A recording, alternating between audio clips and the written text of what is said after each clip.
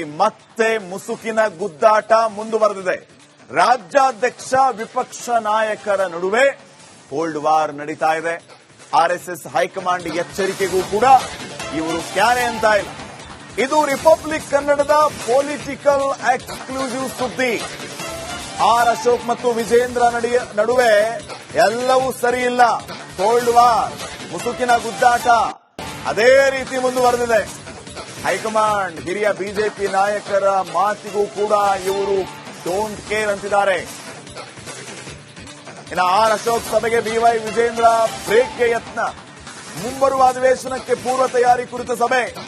R Ashok ಪೂರ್ವ ತಯಾರಿ ಸಭೆಗೆ ಹೋಗದಂತೆ ತಾಕೀತು. ಬಿಜೆಪಿ ಸದಸ್ಯರಿಗೆ ಸಭೆಗೆ ಹೋಗದಂತೆ ರಾಜ್ಯಾಧ್ಯಕ್ಷರು ಸೂಚನೆಯನ್ನ ಕೊಟ್ರ. ರಿಪಬ್ಲಿಕ್ ಕನ್ನಡಕ್ಕೆ ಬಿಜೆಪಿ ಆಪ್ತ ಮೂಲಗಳು ಈ ರೀತಿ ಮಾಹಿತಿಯನ್ನ ನೀಡ್ತಾ ಇವೆ. ಆರ್ ಅಶೋಕ್ ಅವರು ಸಭೆಯನ್ನ ಕರೀತಾರೆ, ಆ ಸಭೆಗೆ ಹೋಗಬೇಡಿ ಅಂತ ಹೇಳಿ ವಿಜೇಂದ್ರ ಅವರು ಶಾಸಕರುಗಳಿಗೆ ಹೇಳಿದಾರಂತೆ. ಈ ರೀತಿಯ ಮಾತುಗಳು ಈಗ ಕೇಳಿ ಬರ್ತಾ ಇದೆ. ಅಂದ್ರೆ ಮುಂಬರುವ ಅಧಿವೇಶನಕ್ಕೆ ಪೂರ್ವ ತಯಾರಿ ಕುರಿತ ಸಭೆ. ಆ ಸಭೆಗೆ ಬಿಜೆಪಿ ಶಾಸಕರನ್ನ ಆಹ್ವಾನಿಸೋದು ಅವರ ಕರ್ತವ್ಯ ವಿಪಕ್ಷ ನಾಯಕರಾಗಿ. ಆದ್ರೆ ಆ ಸಭೆಗೆ ಹೋಗಬೇಡಿ ಅಂತ ಎಂಎಲ್ಎಗಳಿಗೆ ಹೇಳ್ತಿದಾರಂತೆ ವಿಜೇಂದ್ರ ಅವರು. ಆರ್ ಅಶೋಕ್ ಸಭೆಗೆ ವಿಜೇಂದ್ರ ಬ್ರೇಕ್ ಹಾಕಿದ್ಯಾಕೆ ಹಾಗಿದ್ರೆ? ಶಾಸಕರಿಗೆ ಮಾಹಿತಿ ನೀಡುವಲ್ಲಿ ವಿಳಂಬ ಆರೋಪ.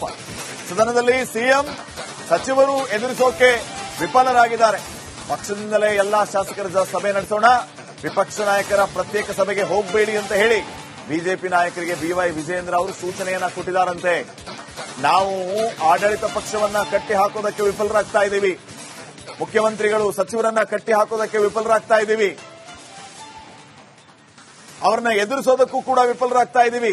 ಸೊ ಪಕ್ಷದಿಂದಲೇ ಎಲ್ಲಾ ಶಾಸಕರ ಸಭೆ ನಡೆಸೋಣ, ವಿಪಕ್ಷ ನಾಯಕರ ಪ್ರತ್ಯೇಕ ಸಭೆಗೆ ಹೋಗಬೇಡಿ ಅಂತ ಬಿಜೆಪಿ ನಾಯಕರಿಗೆ ವಿಜೇಂದ್ರ ಅವರು ಹೇಳಿದಾರಂತೆ, ಸೂಚನೆ ಕೊಟ್ಟಿದ್ದಾರಂತೆ.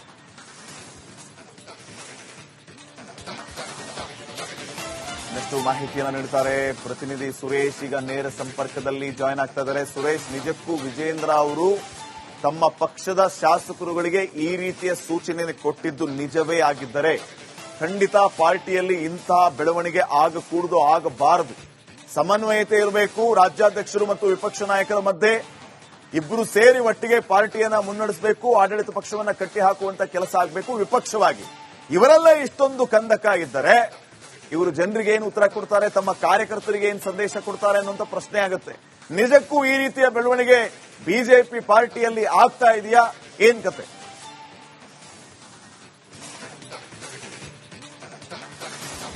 ಶ್ರೀಪಾದ್ ಪಟೇಲ್ ಬಿಜೆಪಿ ರಾಜ್ಯಾಧ್ಯಕ್ಷರು ಮತ್ತೆ ಆರ್ ಅಶೋಕ್ ನಡುವೆ ಹೊಂದಾಣಿಕೆ ಕೊರತೆ ಇದೆ ಅಂತಕ್ಕಂಥದ್ದು ಮೊದಲಿಂದನೂ ಕೂಡ ಸದ್ದು ಮಾಡ್ತಾ ಇದೆ. ಅದು ಪಕ್ಷದ ವೇದಿಕೆಯಲ್ಲೂ ಕೂಡ ಚರ್ಚೆ ಆಗಿರ್ತಕ್ಕಂಥದ್ದು. ಈ ಸಂಬಂಧಪಟ್ಟಂತೆ ಆರ್ಎಸ್ಎಸ್ ನ ನಾಯಕರು ಇರಬಹುದು, ಹಾಗೆ ಹೈಕಮಾಂಡ್ ನಾಯಕರು ಕೂಡ ಇಬ್ಬರಿಗೂ ಕೂಡ ತಿಳಿ ಹೇಳುವಂತಹ ಕೆಲಸವನ್ನ ಮಾಡಿದ್ರು. ಯಾಕೆಂತಂದ್ರೆ ಇಬ್ಬರ ನಡುವಿನ ಒಡಕು ಎಲ್ಲೊಂದ್ ಕಡೆ ಪಕ್ಷದ ಮೇಲೆ ಪರಿಣಾಮ ಬೀರಬಹುದು ಅನ್ನೋ ನಿಟ್ಟಿನಲ್ಲಿ ಇಬ್ಬರಿಗೂ ಕೂಡ ತಿಳಿ ಹೇಳುವಂತಹ ಕೆಲಸವನ್ನ ಮಾಡಿದ್ರು. ಇಷ್ಟಾದ್ರೂ ಕೂಡ ಮತ್ತೊಮ್ಮೆ ಇಬ್ಬರ ನಡುವಿನ ಕಂದಕ ಮತ್ತಷ್ಟು ಜಾಸ್ತಿ ಆದಂತೆ ಕಾಣ್ತಾ ಇರತಕ್ಕಂಥದ್ದು. ಅದಕ್ಕೆ ಸಾಕ್ಷಿಯಾಗಿ ನಿನ್ನೆ ಸಂಜೆ ವಿರೋಧ ಪಕ್ಷದ ನಾಯಕರಂತ ಆರ್ ಅಶೋಕ್ ಅವರು ಮುಂದಿನ ಅಧಿವೇಶನದ ಸಂಬಂಧಪಟ್ಟಂತೆ ಪೂರ್ವಭಾವಿಯಾಗಿ ಚರ್ಚೆ ಮಾಡೋದಕ್ಕೆ ಅಂತ ಸಭೆಯನ್ನ ಕರೆದಿದ್ರು. ಈ ಸಭೆಗೆ ಬಿಜೆಪಿಯಲ್ಲಿರ್ತಕ್ಕಂಥ ಮುಂಚೂಣಿ ಘಟಕದ ಉದಾಹರಣೆ ಎಕನಾಮಿಕ್ಸ್ ಅಲ್ಲಿರಬಹುದು, ಕೆಲವೊಂದು ಪ್ರಮುಖ ವಕ್ತಾರರುಗಳಿರಬಹುದು, ಕೆಲವು ವಿಷಯವಾರು ಪರಿಣಿತರು ಏನಿರ್ತಾರೆ ಅವರನ್ನ ಒಟ್ಟಾರೆಯಾಗಿ 7 ಜನರಿಗೆ ಆಹ್ವಾನವನ್ನು ಕೊಟ್ಟಿದ್ರು ವಿರೋಧ ಪಕ್ಷ ನಾಯಕರು ಆರ್ ಅಶೋಕ್ ಅವರು. ಆದರೆ ಯಾರು ಕೂಡ ಅಂದ್ರೆ ಈ 7 ಜನ ಏನ್ ಆಹ್ವಾನ ಇದ್ರು ಇವ್ರು ಯಾರು ಕೂಡ ಆರ್ ಅಶೋಕ್ ಅವರ ಸಭೆಗೆ ಹೋಗಬಾರದು ಅಂತ ಹೇಳಿ ವಿಜೇಂದ್ರ ಅವರು ಅವರಿಗೆ ತಾಕೀತನ್ನ ಮಾಡಿದ್ದಾರೆ, ಅವರಿಗೆ ಸೂಚನೆಯನ್ನ ಕೊಟ್ಟಿದ್ದಾರೆ ಅಂತಕ್ಕಂಥದ್ದು ನಮಗೆ ಆಪ್ತ ಮೂಲಗಳು ಹೇಳಿರುವಂತಹ ಮಾಹಿತಿ. ಜೊತೆಗೆ ಇಲ್ಲಿ ಆರ್ ಅಶೋಕ್ ಅವರು ಕರೆದಿರ್ತಕ್ಕಂಥ ಸಭೆಗೆ ಇವ್ರು ಯಾಕೆ ಹೋಗಬಾರದು ಅಂತಕ್ಕಂಥದ್ದು ಕೂಡ ಅವರಿಗೆ ಒಂದಷ್ಟು ಸಂಜಾಯಿಷಿಯನ್ನು ಕೂಡ ವಿಜೇಂದ್ರ ಅವರು ಕೊಟ್ಟಿದ್ದಾರೆ ಅಂತಕ್ಕಂಥದ್ದು. ಅಂದ್ರೆ ಈ ಹಿಂದೆ ಕೂಡ ಆರ್ ಅಶೋಕ್ ಅವರು ಏನು ಅಧಿವೇಶನದ ಸಂಬಂಧಪಟ್ಟ ಸಂದರ್ಭದಲ್ಲಿ ಶಾಸಕರಿಗೆ ಏನ್ ಸೂಚನೆಗಳನ್ನ ಕೊಡ್ತಾ ಇದ್ರು, ಆ ಸೂಚನೆಗಳನ್ನ ತಡವಾಗಿ ಕೊಡ್ತಾ ಇದ್ರು. ನಾಳೆ ನಡೆಯುವಂತಹ ಸಭೆಗಳು ಏನಿರುತ್ತೆ ಅಂದ್ರೆ ನಾಳೆ ವಿಷಯವಾರು ಏನೆಲ್ಲ ಚರ್ಚೆಗಳಾಗುತ್ತೆ ಅಧಿವೇಶನದಲ್ಲಿ, ಆ ವಿಷಯಗಳನ್ನ ಇಂಚಿನ ದಿನ ಅಷ್ಟೇ ಕೊಡ್ತಾ ಇದ್ರು. ಯಾಕೆಂತಂದ್ರೆ ಇವರು ಮುಂಚೆನೆ ಎಲ್ಲವೂ ಮಾಹಿತಿಗಳು ಕೂಡ ಇದ್ರೂ ಕೂಡ ಶಾಸಕರಿಗೆ ತಡವಾಗಿ ತಿಳಿಸ್ತಾ ನಡೆಸ್ತಿದ್ರು. ಪರಿಣಾಮವಾಗಿ ಮುಂದೆ ಅಧಿವೇಶನದಲ್ಲಿ ಕೂಡ ಸಮರ್ಥವಾಗಿ ಆಡಳಿತ ಪಕ್ಷವನ್ನು ಎದುರಿಸೋದಕ್ಕೆ ಕಷ್ಟ ಆಗ್ತಿತ್ತು ಅಂತಕ್ಕಂಥದ್ದು ಒಂದು ಆರ್ ಅಶೋಕ್ ಅವರ ಮೇಲೆ ಇರತಕ್ಕಂತಹ ಆರೋಪ. ಹೀಗಾಗಿ ಮುಂದೆ ಪಕ್ಷದ ವೇದಿಕೆಯಲ್ಲಿ ಶಾಸಕರು ಹಾಗೆ ಎಲ್ಲರನ್ನು ವಿಷಯವಾರು ತಜ್ಞರನ್ನು ಒಳಗೊಂಡಂತೆ ಒಂದು ಸಭೆಯನ್ನ ಮಾಡೋಣ, ಆ ಸಭೆಗೆ ಎಲ್ಲರೂ ಕೂಡ ಸೇರೋಣ. ಸೊ ಹೀಗಾಗಿ ಆರ್ ಅಶೋಕ್ ಅವರ ಸಭೆಗೆ ಹೋಗುವಂತದ್ದು ಬೇಡ ನೀವು ಅಂತಕ್ಕಂತಹ ಮಾತನ್ನ ಪಕ್ಷದ ವೇದಿಕೆಯಲ್ಲೇ ಅವರಿಗೆ ಒಂದು ಸೂಚನೆಯನ್ನ ಕೊಟ್ಟಿದ್ದಾರೆ ಅಂತಕ್ಕಂಥದ್ದು ನಮಗಿರುವಂತಹ ಮಾಹಿತಿ. ಒಟ್ಟಾರೆಯಾಗಿ ನೋಡಿ, ಆರ್ ಅಶೋಕ್ ಮತ್ತೆ ವಿಜೇಂದ್ರ ಅವರ ನಡುವಿನ ಈ ಒಂದು ಕಂದಕ ಏನಿದೆ ಇದು ದಿನೇ ದಿನೇ ಜಾಸ್ತಿ ಆಗ್ತಿದೆ. ಸೊ ಹೀಗಾಗಿ ಪಕ್ಷದ ಮೇಲೂ ಕೂಡ ಪರಿಣಾಮಗಳು ಆಗ್ತಿದೆ ಅಂತಕ್ಕಂಥದ್ದು ಸದ್ಯ ಪಕ್ಷದಲ್ಲಿ ಕೆಲ ನಾಯಕರಿಗೆ ಇರತಕ್ಕಂಥ ಅಸಮಾಧಾನ. ಮುಂದೆ ಈ ಒಂದು ಇಬ್ಬರ ನಡುವೆ ಇರತಕ್ಕಂಥ ಅಂತರ, ಈ ಒಡಕು ಪಕ್ಷದ ಮೇಲೆ ಇನ್ನು ಯಾವೆಲ್ಲ ರೀತಿಯ ಪರಿಣಾಮಗಳಾಗುತ್ತೋ ಸದ್ಯ ಅದು ಅಧಿವೇಶನದ ಮೇಲೆ ಪರಿಣಾಮ ಆಗದೆ ಇದ್ರೆ ಅಷ್ಟೇ ಸಾಕು. ಶ್ರೀಪಾದ್ ಪಾಟೀಲ್, ಥ್ಯಾಂಕ್ ಯು ಸುರೇಶ್ ಮಾಹಿತಿಯಾಗಿ. ಮತ್ತೆ ಮುಸುಕಿನ ಗುದ್ದಾಟ ಮುಂದುವರೆದಿದೆ. ರಾಜ್ಯಾಧ್ಯಕ್ಷ ವಿಪಕ್ಷ ನಾಯಕರ ನಡುವೆ ಕೋಲ್ಡ್ ವಾರ್ ನಡೀತಾ ಇದೆ. ಆರ್ಎಸ್ಎಸ್ ಹೈಕಮಾಂಡ್ ಎಚ್ಚರಿಕೆಗೂ ಕೂಡ ಇವರು ಕ್ಯಾರೆ ಅಂತ ಇಲ್ಲ. ಇದು ರಿಪಬ್ಲಿಕ್ ಕನ್ನಡದ ಪೊಲಿಟಿಕಲ್ ಎಕ್ಸ್ಕ್ಲೂಸಿವ್ ಸುದ್ದಿ.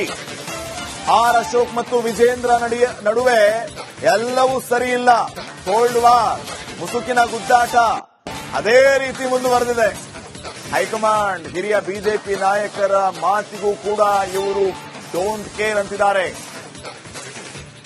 ಇನ್ನು ಆರ್ ಅಶೋಕ್ ಸಭೆಗೆ ಬಿವೈ ವಿಜೇಂದ್ರ ಬ್ರೇಕ್ಗೆ ಯತ್ನ. ಮುಂಬರುವ ಅಧಿವೇಶನಕ್ಕೆ ಪೂರ್ವ ತಯಾರಿ ಕುರಿತ ಸಭೆ. ಆರ್ ಅಶೋಕ್ ಪೂರ್ವ ತಯಾರಿ ಸಭೆಗೆ ಹೋಗದಂತೆ ತಾಕೀತು. ಬಿಜೆಪಿ ಸದಸ್ಯರಿಗೆ ಸಭೆಗೆ ಹೋಗದಂತೆ ರಾಜ್ಯಾಧ್ಯಕ್ಷರು ಸೂಚನೆಯನ್ನ ಕೊಟ್ರ. ರಿಪಬ್ಲಿಕ್ ಕನ್ನಡಕ್ಕೆ ಬಿಜೆಪಿ ಆಪ್ತ ಮೂಲಗಳು ಈ ರೀತಿ ಮಾಹಿತಿಯನ್ನ ನೀಡ್ತಾ ಇವೆ.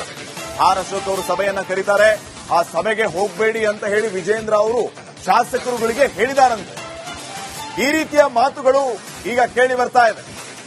ಅಂದ್ರೆ ಮುಂಬರುವ ಅಧಿವೇಶನಕ್ಕೆ ಪೂರ್ವ ತಯಾರಿ ಕುರಿತ ಸಭೆ, ಆ ಸಭೆಗೆ ಬಿಜೆಪಿ ಶಾಸಕರನ್ನ ಆಹ್ವಾನಿಸೋದು ಅವರ ಕರ್ತವ್ಯ ವಿಪಕ್ಷ ನಾಯಕರಾಗಿ. ಆದ್ರೆ ಆ ಸಭೆಗೆ ಹೋಗಬೇಡಿ ಅಂತ ಎಂಎಲ್ಎಗಳಿಗೆ ಹೇಳ್ತಿದಾರಂತೆ ವಿಜೇಂದ್ರ ಅವರು. ಆರ್ ಅಶೋಕ್ ಸಭೆಗೆ ವಿಜೇಂದ್ರ ಬ್ರೇಕ್ ಹಾಕಿದ್ಯಾಕೆ ಹಾಗಿದ್ರೆ? ಶಾಸಕರಿಗೆ ಮಾಹಿತಿ ನೀಡುವಲ್ಲಿ ವಿಳಂಬ ಆರೋಪ. ಸದನದಲ್ಲಿ ಸಿಎಂ ಸಚಿವರು ಎದುರಿಸೋಕೆ ವಿಫಲರಾಗಿದ್ದಾರೆ. ಪಕ್ಷದಿಂದಲೇ ಎಲ್ಲಾ ಶಾಸಕರ ಸಭೆ ನಡೆಸೋಣ, ವಿಪಕ್ಷ ನಾಯಕರ ಪ್ರತ್ಯೇಕ ಸಭೆಗೆ ಹೋಗಬೇಡಿ ಅಂತ ಹೇಳಿ ಬಿಜೆಪಿ ನಾಯಕರಿಗೆ ಬಿವೈ ವಿಜೇಂದ್ರ ಅವರು ಸೂಚನೆಯನ್ನ ಕೊಟ್ಟಿದ್ದಾರಂತೆ. ನಾವು ಆಡಳಿತ ಪಕ್ಷವನ್ನ ಕಟ್ಟಿ ಹಾಕೋದಕ್ಕೆ ವಿಫಲರಾಗ್ತಾ ಇದ್ದೀವಿ, ಮುಖ್ಯಮಂತ್ರಿಗಳು ಸಚಿವರನ್ನ ಕಟ್ಟಿ ಹಾಕೋದಕ್ಕೆ ವಿಫಲರಾಗ್ತಾ ಇದ್ದೀವಿ, ಅವರನ್ನ ಎದುರಿಸೋದಕ್ಕೂ ಕೂಡ ವಿಫಲರಾಗ್ತಾ ಇದ್ದೀವಿ. ಸೊ ಪಕ್ಷದಿಂದಲೇ ಎಲ್ಲಾ ಶಾಸಕರ ಸಭೆ ನಡೆಸೋಣ, ವಿಪಕ್ಷ ನಾಯಕರ ಪ್ರತ್ಯೇಕ ಸಭೆಗೆ ಹೋಗಬೇಡಿ ಅಂತ ಬಿಜೆಪಿ ನಾಯಕರಿಗೆ ವಿಜೇಂದ್ರ ಅವರು ಹೇಳಿದಾರಂತೆ, ಸೂಚನೆ ಕೊಟ್ಟಿದ್ದಾರಂತೆ.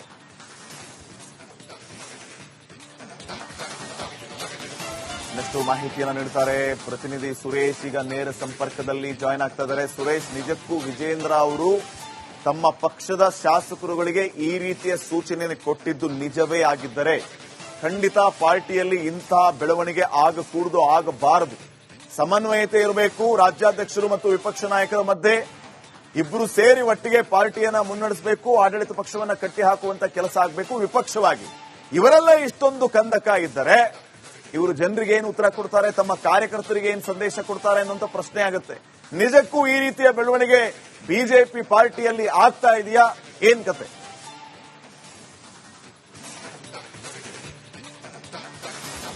ಶ್ರೀಪಾದ್ ಪಾಟೀಲ್, ಬಿಜೆಪಿ ರಾಜ್ಯಾಧ್ಯಕ್ಷರು ಮತ್ತೆ ಆರ್ ಅಶೋಕ್ ನಡುವೆ ಹೊಂದಾಣಿಕೆ ಕೊರತೆ ಇದೆ ಅಂತಕ್ಕಂಥದ್ದು ಮೊದಲಿಂದನೂ ಕೂಡ ಸದ್ದು ಮಾಡ್ತಾ ಇದೆ. ಅದು ಪಕ್ಷದ ವೇದಿಕೆಯಲ್ಲೂ ಕೂಡ ಚರ್ಚೆ ಆಗಿರ್ತಕ್ಕಂಥದ್ದು. ಈ ಸಂಬಂಧಪಟ್ಟಂತೆ ಆರ್ಎಸ್ಎಸ್ ನ ನಾಯಕರು ಇರಬಹುದು, ಹಾಗೆ ಹೈಕಮಾಂಡ್ ನಾಯಕರು ಕೂಡ ಇಬ್ಬರಿಗೂ ಕೂಡ ತಿಳಿ ಹೇಳುವಂತಹ ಕೆಲಸವನ್ನ ಮಾಡಿದ್ರು. ಯಾಕೆಂತಂದ್ರೆ ಇಬ್ಬರ ನಡುವಿನ ಒಡಕು ಎಲ್ಲೊಂದ್ ಕಡೆ ಪಕ್ಷದ ಮೇಲೆ ಪರಿಣಾಮ ಬೀರಬಹುದು ಅನ್ನೋ ನಿಟ್ಟಿನಲ್ಲಿ ಇಬ್ಬರಿಗೂ ಕೂಡ ತಿಳಿ ಹೇಳುವಂತಹ ಕೆಲಸವನ್ನ ಮಾಡಿದ್ರು. ಇಷ್ಟಾದ್ರೂ ಕೂಡ ಮತ್ತೊಮ್ಮೆ ಇಬ್ಬರ ನಡುವಿನ ಕಂದಕ ಮತ್ತಷ್ಟು ಜಾಸ್ತಿ ಆದಂತೆ ಕಾಣ್ತಾ ಇರತಕ್ಕಂಥದ್ದು.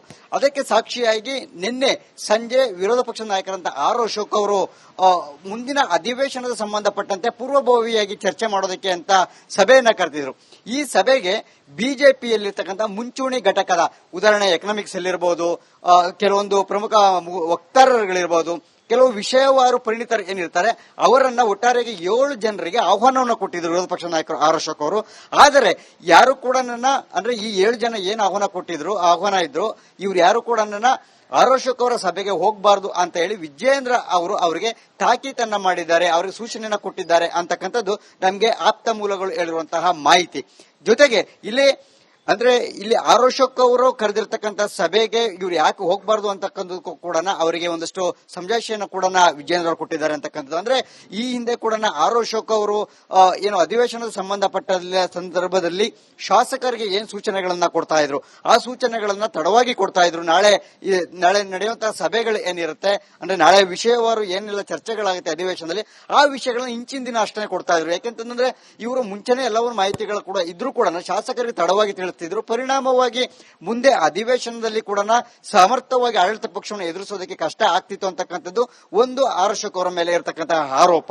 ಹೀಗಾಗಿ ಮುಂದೆ ಪಕ್ಷದ ವೇದಿಕೆಯಲ್ಲಿ ಶಾಸಕರು ಹಾಗೆ ಎಲ್ಲರನ್ನು ವಿಷಯವಾರು ತಜ್ಞರನ್ನು ಒಳಗೊಂಡಂತೆ ಒಂದು ಸಭೆಯನ್ನ ಮಾಡೋಣ, ಆ ಸಭೆಗೆ ಎಲ್ಲರೂ ಕೂಡ ಸೇರೋಣ. ಸೊ ಹೀಗಾಗಿ ಆರ್ ಅಶೋಕ್ ಅವರ ಸಭೆಗೆ ಹೋಗುವಂತದ್ದು ಬೇಡ ನೀವು ಅಂತಕ್ಕಂಥ ಮಾತನ್ನ ಪಕ್ಷದ ವೇದಿಕೆಯಲ್ಲೇ ಅಂದ್ರೆ ಅವರಿಗೆ ಒಂದು ಸೂಚನೆಯನ್ನ ಕೊಟ್ಟಿದ್ದಾರೆ ಅಂತಕ್ಕಂಥದ್ದು ನಮ್ಗಿರುವಂತಹ ಮಾಹಿತಿ. ಒಟ್ಟಾರೆಯಾಗಿ ನೋಡಿ, ಆರ್ ಅಶೋಕ್ ಮತ್ತೆ ವಿಜೇಂದ್ರ ಅವರ ನಡುವಿನ ಈ ಒಂದು ಕಂದಕ ಏನಿದೆ ಇದು ದಿನೇ ದಿನೇ ಜಾಸ್ತಿ ಆಗ್ತಿದೆ. ಸೊ ಹೀಗಾಗಿ ಪಕ್ಷದ ಮೇಲೂ ಕೂಡ ಪರಿಣಾಮಗಳು ಆಗ್ತಿದೆ ಅಂತಕ್ಕಂಥದ್ದು ಸದ್ಯ ಪಕ್ಷದಲ್ಲಿ ಕೆಲ ನಾಯಕರಿಗೆ ಇರತಕ್ಕಂಥ ಅಸಮಾಧಾನ. ಮುಂದೆ ಈ ಒಂದು ಇಬ್ಬರ ನಡುವೆ ಇರತಕ್ಕಂಥ ಅಂತರ, ಈ ಒಡಕು ಪಕ್ಷದ ಮೇಲೆ ಇನ್ನು ಯಾವೆಲ್ಲ ರೀತಿಯ ಪರಿಣಾಮಗಳಾಗುತ್ತೋ ಸದ್ಯ ಅದು ಅಧಿವೇಶನದ ಮೇಲೆ ಪರಿಣಾಮ ಆಗದೆ ಇದ್ರೆ ಅಷ್ಟೇ ಸಾಕು. Shripad Patil, thank you Suresh ಮಾಹಿತಿಯಾಗಿ.